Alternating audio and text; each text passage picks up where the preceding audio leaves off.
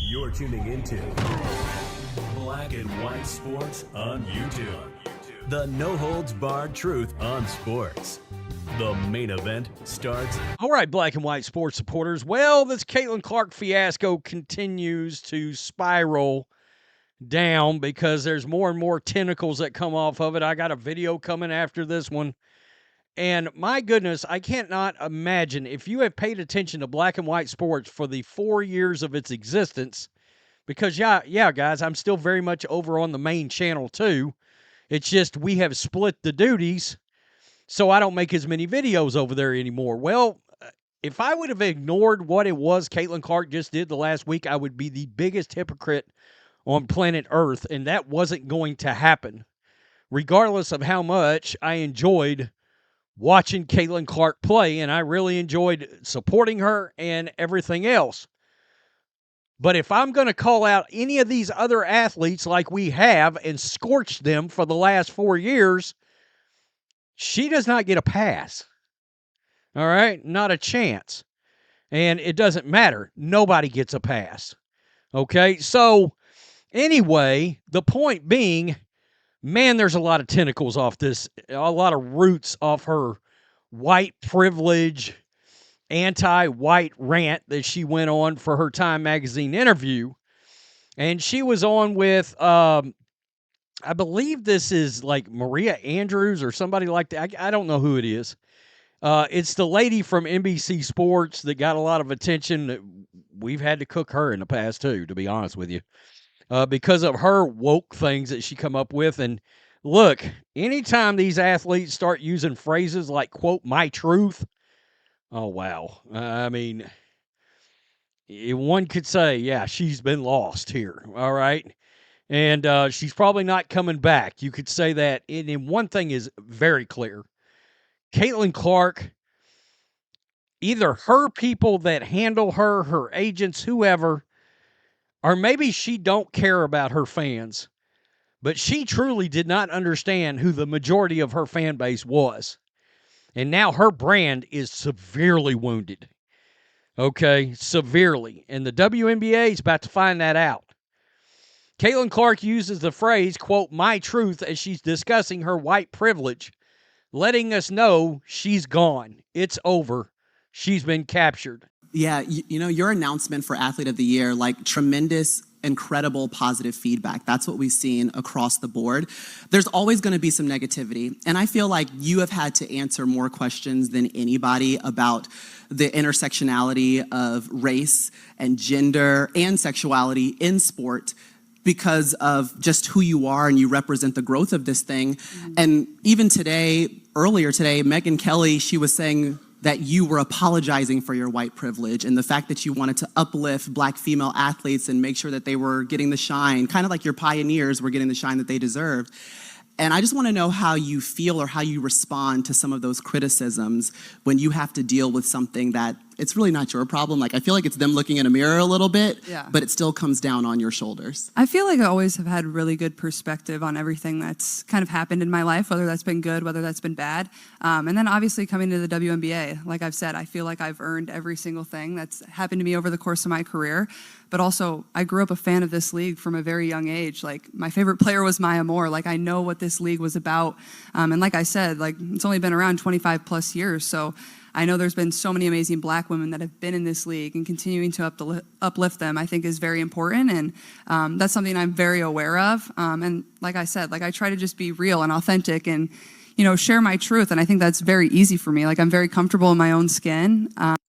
Okay. When you start going my truth, you're now making sure you're hitting all the appropriate woke mob buzzwords, buzz terms.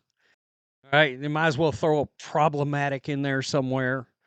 I mean, seriously. So, Scott Jennings, who's always on CNN lately, and they've got this panel situation going on over there, and they're discussing this Caitlin Clark thing. That is Carrie Champion on the right. That's right, a Carrie Champion sighting.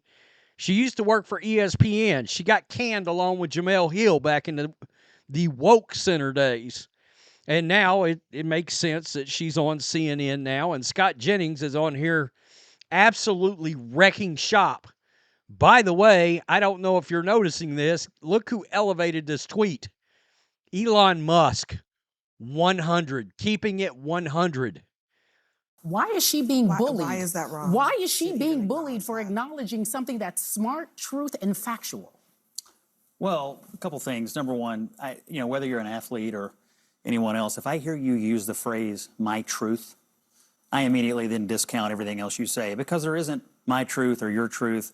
There's just the truth. And when you start using phrases like that, it tells me that That's not true. your brain has been captured by something that I don't really respect. That's not true. Number two. That's not true. Number two, the attention the league got this year was amazing, and it was all because of her. She is an amazing player. The arenas were full when she played in them. The TV ratings were up when she was on television. That's undeniable. But the league still lost like $40 million this Sure. year. And it's never made money. And to me, when you're talking about having respecting people who built something, what did they build? A league that loses money every year? She has the capacity. What do you mean, to what did they possibly- build? What do you mean, what did they build? What kind of a business did they build? The reason why it's still up and still running, whether it's losing money or not, is because of these black women who are in this. Isn't it because And of the investors? No, No, Scott, stop it. You stop it now. It's not. I was in Dickie's Who arena. pays for it? I was in Dickie's Stop it. arena. Who Let me pays just for it? tell you. I was in. It says more about the people who are getting offended by it. Okay, so I'm going to stop it right there, but he's got a point. They haven't built anything. It's been a losing cause for 26 years. And she was the one that actually drugged this thing kicking and screaming out of the darkness into the light of towards actual profitability. And, well, that's all gone now. It is. We're heading down. I brought it up last night during the video. We're heading down Bud Light kind of levels of this is an epic, historic PR disaster now. All right. I already got another video. Cheryl Swoops reacted to it. They don't respect her not even the slightest bit more. Look, nobody's got a problem with Caitlin Clark celebrating Maya Moore. Nobody does. What? Maya Moore's black? I don't care. That doesn't bother me a bit. She was a hell of a player. Caitlin Clark was a big fan. But don't make it about skin color. She was a great basketball player. And look, by and large, America has rejected terms like, quote, my truth. We've rejected it. It's a wrap. I almost feel oddly like Caitlin Clark is 4 years too late on this. The wokeness is dying. And you're just jumping in on it. And again, it's amazing. Because for everything she's trying to celebrate, she just turned her back on a lot of mamas and daddies that's been supporting her and grandparents and allowing their kids to consume that product because they thought she was just and represented great ideals and a strong foundation. And she wasn't caught. She was the one WNBA player, and this is why everybody's... Look, if Caitlin Clark had been woke for the last 3 years, nobody would have cared. Nobody would have paid attention when she came into the league. But she came in as a great basketball player, and that's how she conducted herself as a great basketball player. There wasn't all this other crap. And by the way, all this other crap is why nobody's watched this league. How many times have you heard me call this a black activist basketball league? I mean, honestly, that's what it is. Now, I don't care about the black part, but the point is they're the ones that's made it about race. Look, it's a women's basketball league. I mean, this league cares more about skin color and sexual preference. Do we talk about this in any other legitimate sports league? No. And the fact that they do is why nobody has watched. And Caitlin Clark broke the mold of that, and now it's right back. This we are going to witness over the next several months when the league comes back. One of the biggest downfalls, crashes anybody has ever seen. I wonder, is this may end up being the biggest PR disaster in the history of sports? It's bad. It is real bad. And it is, look, when Elon Musk is retweeting you and saying 100 because of what Caitlin Clark's just done, oh, hell. This is next level. Look, a lot of people are really taking victory laps because they're like, I never decided to watch it to begin with. Hey, yeah, you got it right, I guess, by sticking to it. I had never watched a solitary second of this league until Caitlin Clark walked into it because I felt like she was worth supporting.